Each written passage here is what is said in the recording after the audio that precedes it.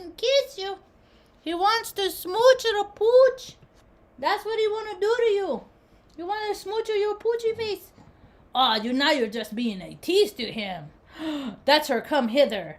No, don't. Come here. No, don't. Come here. Go away. Hello.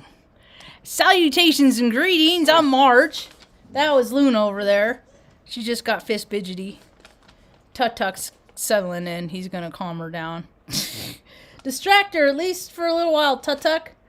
Benny's over here. Mom, want to say hi? Hi. Okay. Salutations and greetings from little Mom. How are you doing today, Ma? Having a good day. You're having a good day? Yeah? Very peaceful. Man, you know what? That's what I've been trying to focus on, because sometimes I got so much energy, you know, and then I don't have ways to burn it.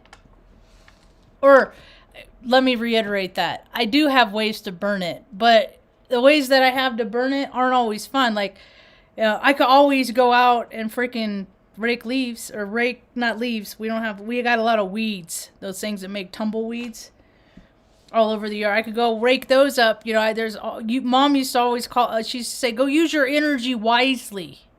Because when people, they don't use their energy wisely, it can come out sideways and they can do weird things with it. Their desires can turn weird.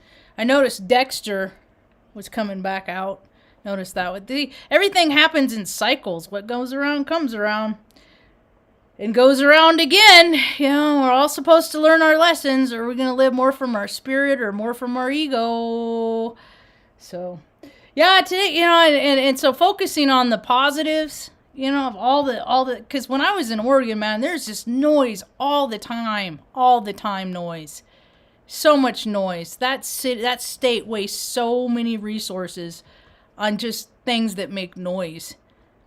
And I got a whole freaking playlist on their freaking misappropriation of funds. That place, man. It's every state, though. It's not, there's no state that is void of corruption. They're none of them. They all suck. And the thing of it is, you know, these states that only have 2 million people in it, you know, these federal agencies, these state agencies, they're fucking absorbing budgets of billions of dollars, you know. We could be like Alaska, but the checks could be a lot bigger, you know. And then the local people could just go to work and you know, you're going to go to work and do your trade anyway. Might as well just go to do it in your own community, you know, kind of thing. I know the world's changing. I called this talk today 3D greedy. I was clowning around with Mom earlier because that's what Hey-Oak are. We're just clowns, you know. Like me or not, I'll give you food for thought. And I was clowning around and I'm like, Ma, so many people, Ma, they got the 3D greedy. They got to buy stuff and they got to have money and they got to, you know, have all these stamps on their passports to verify the person that they are. But what people are coming to realize is that you are a spirit before you are having this human experience. And one day your human experience is going to be through, and you are still going to be a spirit traveling through time and space, maybe forwards, maybe backwards, who knows. Reincarnation, that's how it works. Yeah, people could, I don't want to enable Siri ever. I never, ever. All my options. I get a new phone, I go through all the settings and shut everything off. Location included. So, anyway. 3D greedy, yeah. You know, people are waking up to the fact is that they got so much stuff, but they're so empty inside. It's a story of the age of old. Get out of his ear. You know? I'm wearing this, but they're driving me crazy today. The energy is potent. We're still coming off that eclipse energy, I do believe. So people are coming into the fact that they got this spirit, you know, and my energy doesn't die, and they're getting all these synchronicities and stuff, and it's just really, quite frankly, a trip. You know, the Great Awakening. it's a long time coming. It's just really weird to talk about how I see things unfolding, and then finally they're beginning to unfold. All the while, stuff is coming down the road. What? The truest, greatest gift in life is the present moment. So, don't spend too much time there. It's not ever a good idea for me to spend too much time in the past or the future, because the gift is in the present. And also, God, good orderly direction, isn't in the past or the future. God is only in the present.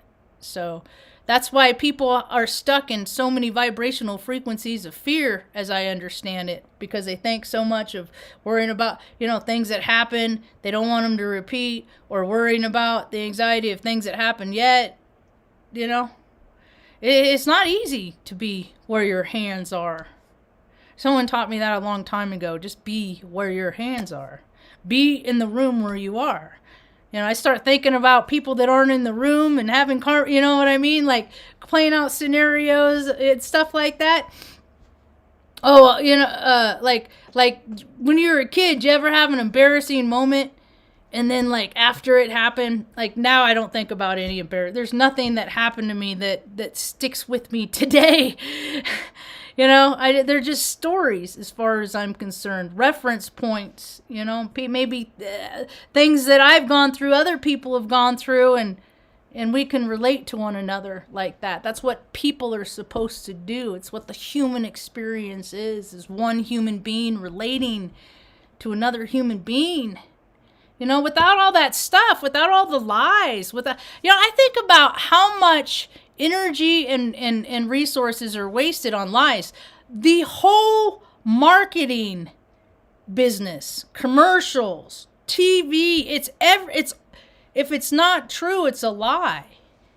And movies, just, the weight of it, it's enormous. But that shift is coming because we're coming from the age of Pisces into the age of Aquarius. And it's an entirely different energy. But there are a lot of people that are hanging on to those old energies because it's familiar, man. A lot of people like feeling like a big shot. Having power and control, those people always bug me. Those people, I don't like being in the same room with people that are like that. They freaking emit a frequency that's like nails on a chalkboard to me. The withholder, that to me is like the worst person in the world.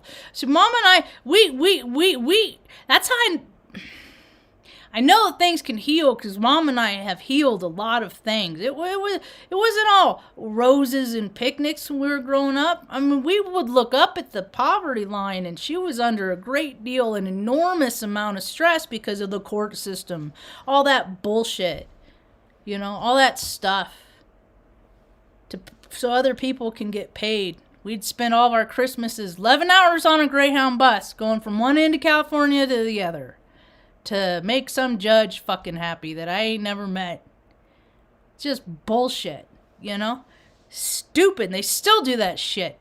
Only thing is now their billable hours are like freaking $700. It's fucking horseshit. Drives me crazy. So, and Mom would turn off. She would shut off. She tuned me out.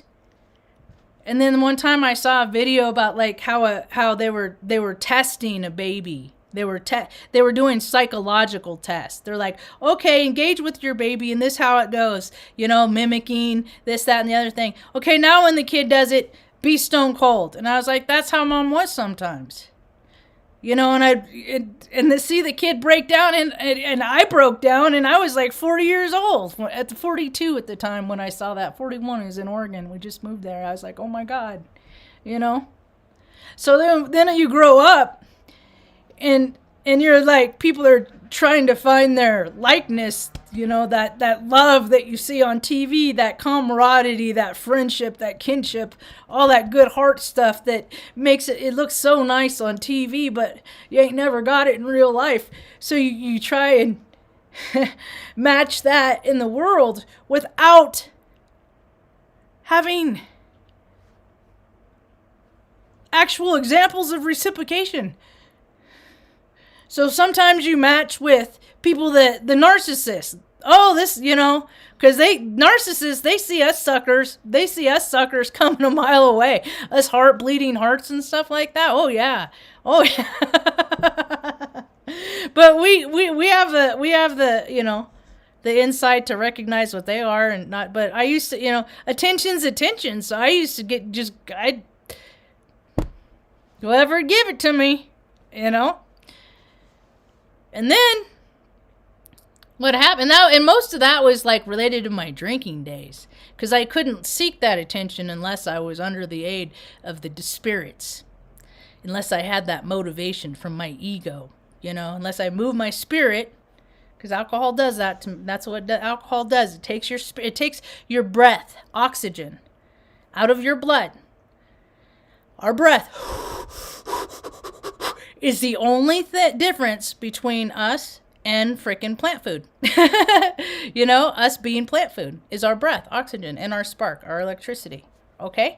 And so when people put alcohol in large quantities, like I done for many years, there goes spirit. There goes spirit. Here comes ego. And oftentimes with that came darkness. Now, my darkness wasn't as dark as we're finding out other people's darkness. That's what most of the stuff, I think about all the stuff, like all the freaking idiots and Biden, his brain is wet. He has a wet brain. The guy has drank for so many years. So many of them do.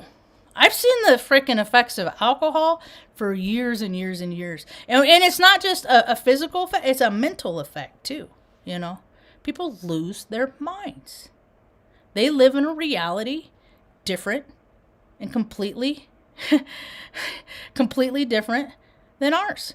I think about these people that are running this country, that are, at the top, the cream of the crap. I wonder when the last time these people washed their own car or did their own laundry or did their own grocery shopping. They aren't even having the same human experience as their constituents.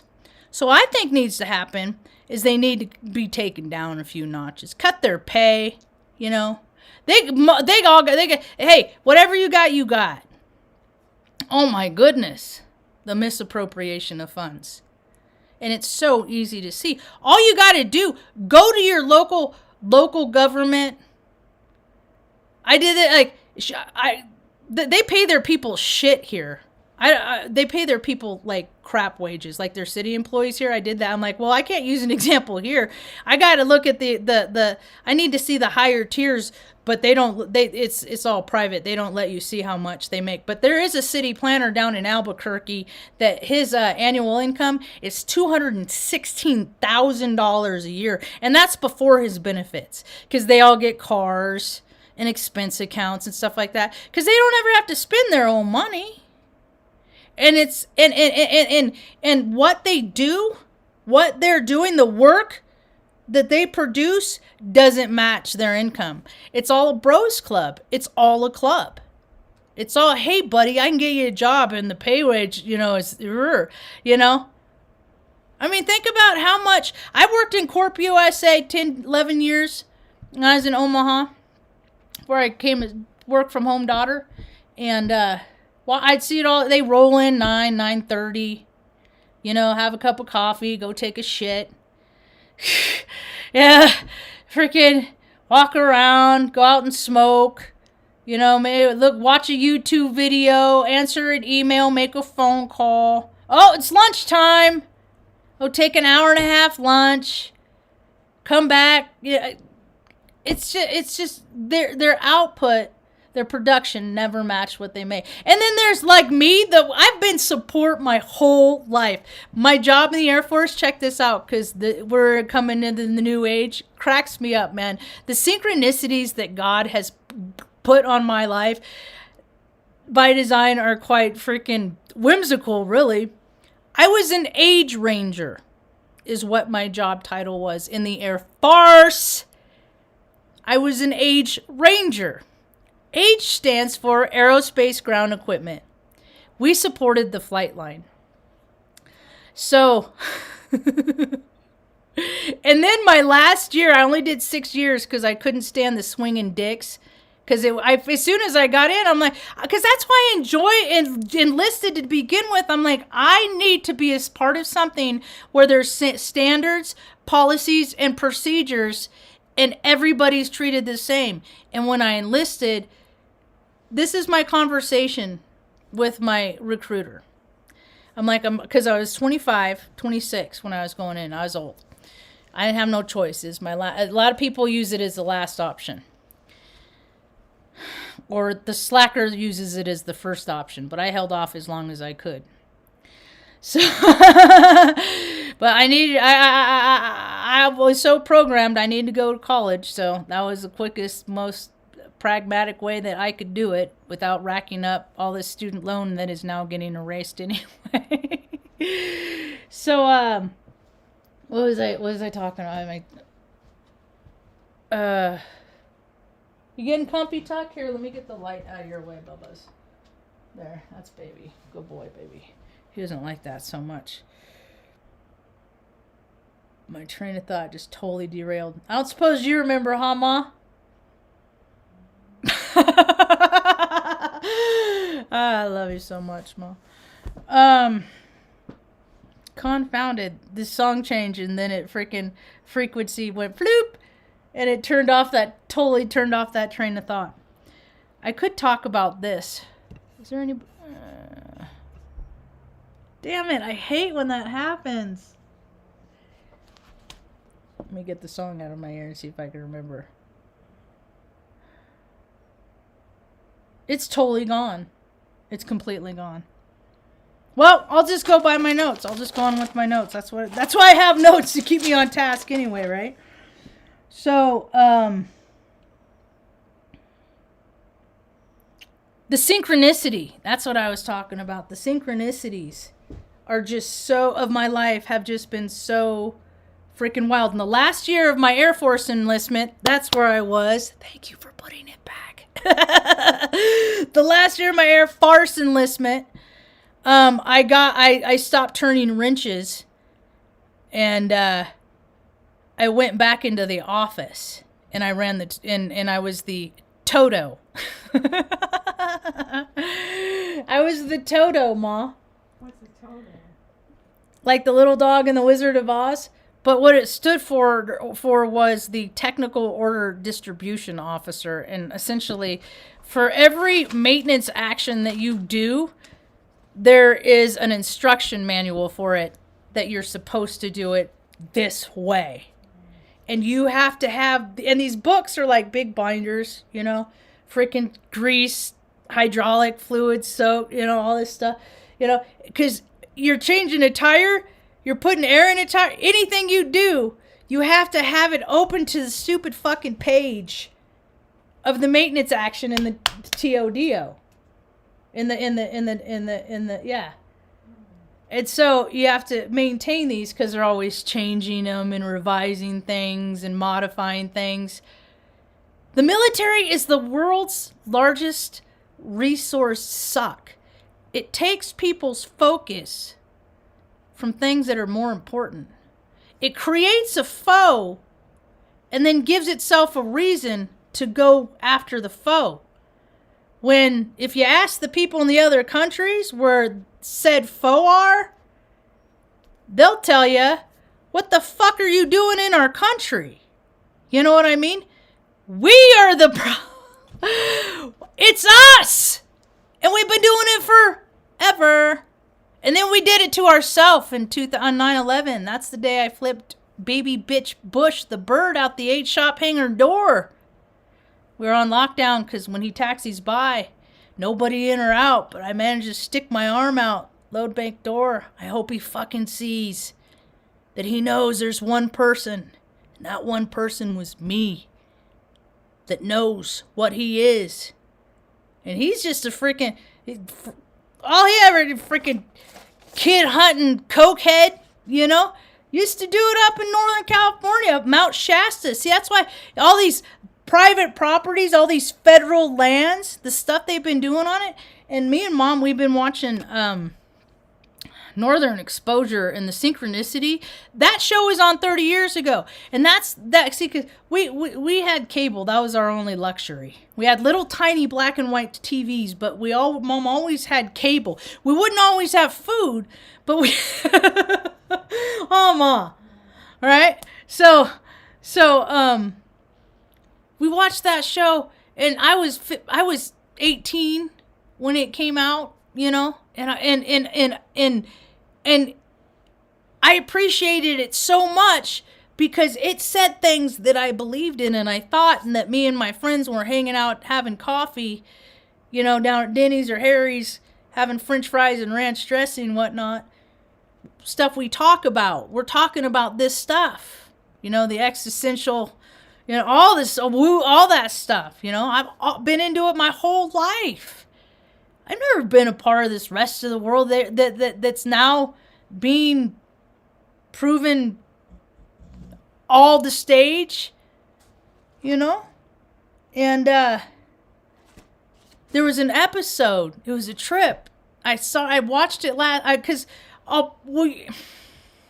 pretty much all of our days are the same. Usually we watch Northern Exposure in the evening. Well, I'll put the disc in, and then, oh yeah, all the dogs need to go out, so I'll miss like a half hour of an episode. So what I'll do is that tomorrow morning, or the next morning, I'll put it in and I'll rewatch it as everybody's waking up and stuff like that, so I can see what I missed.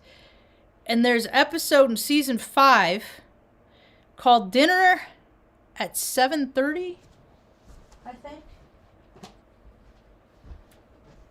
Or it's season 6. I was wrong. It's the last season 6. Dinner at 7:30. And it had 2 storylines that are significant now in present time, 30 years later. I was just like, thank you for verifying. I look at synchronicities as God, good, orderly, direct. This is verifying. This is your belief system. I'm going to show you this. I'm going to verify what you already know to be true. Okay? And I listen. That's the thing. Most people get verifications day after day all the time, and they just ignore. No, it's just a coincidence. It's a coincidence. Now all these people are being freaking bombarded by avalanches of coincidence. You know, you listen to Carl Jung's talk about synchronicity, you'll shift your verbiage from coincidence to synchronicity, you know, if you have the eyes to see. And so, in this episode, this little Weasley dude comes to town, you know, brings all the women, you know, around, makes them a nice dinner.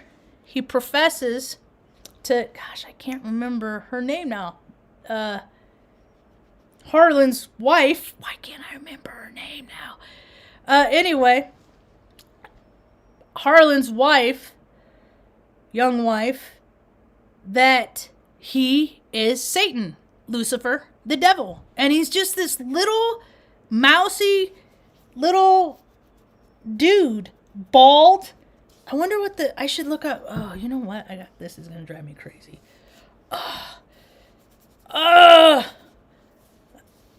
Sorry.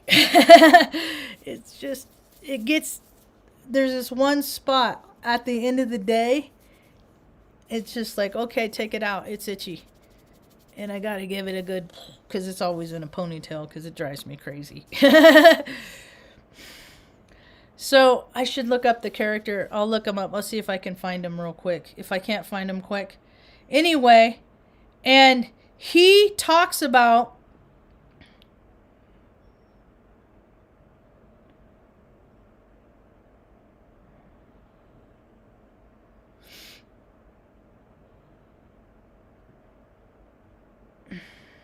he talks about, you know, he's like, what, no. This is the guy. And I'm just like, holy heck. Holy heck. What's his name? What's her name? Shelley Marie Tambo. Shelley Tambo. Shelley. So Shell meets the devil, and he was played by this little Weasley guy right there, okay? And this is when he's leaving. And he travels with the goat. He's like a traveling salesman, right? So yeah, so Shelley's like, why did you come all the way to Alaska for me? And what he tried to get her to do, it was, Holland had, her husband had a robe that, it was like, he loved this robe. You know how people are about their robes. I've never had a robe, bathrobe. But some people are really, like my grandma, I can, like, my pictures of her is always in a robe in the evening. Stuff like that. Anyway, people are sometimes adamant about their robe. And he was, and so and all he was going to have her do was burn it. And then tell Holling that, sorry, I guess it got taken to the Salvation Army on accident. Okay, so burn it and then lie, right? That was the transgression that the devil asked Shelley to do, you know? And so when she asked him, why did you come all the way up here, you know, to try to get me to do that? He's like, because you're one of the good ones. You're one of the good ones. I would travel all this way to get one of the really, really, really, really good ones to do something dastardly, because people give it up every day for free to feed their ego. He don't even got to get people to work for it hardly anymore. Now the other freaking wicked dark lords of all the dark magic and nefariousness, you know, they still like their pageantry and they like all their seances. That's why people go, 800,000 people in the U.S. go missing every year, and all the federal agencies, all the reporting agencies, they don't ever report because they benefit from it. They benefit from doing the gross stuff, and they also benefit from still using those numbers as people listed as population, when those people are no longer part of the population, but still the census still includes them and uses them. It's really a gross system. People are figuring it out, I hope. I hope. So, anyway, I think I've been running my mouth long enough. It's just, I'm like, that's how they do it, man. They just, you know, and what that got me thinking in my own personal life, and how it shows up on my front doorstep, is that whenever I get angry, he's getting the best of me, you know. So whenever I get snide, whenever I get all those that nasty stuff, because I can be good at it, because I had to learn how to defend myself from a very young age, so I can give it as good as I can take it. And people my whole life have felt like I've deserved it. So they start it, I freaking chime in with something, go right to the quick, it's over, you know. You know, I get a lot of whatever. I got the other whatever. I'm like, it fucking cracks me up, man. Whatever. I'm like, oh, you told me. I'm going to go home now and think about myself. Oh, Luna. You're so pretty.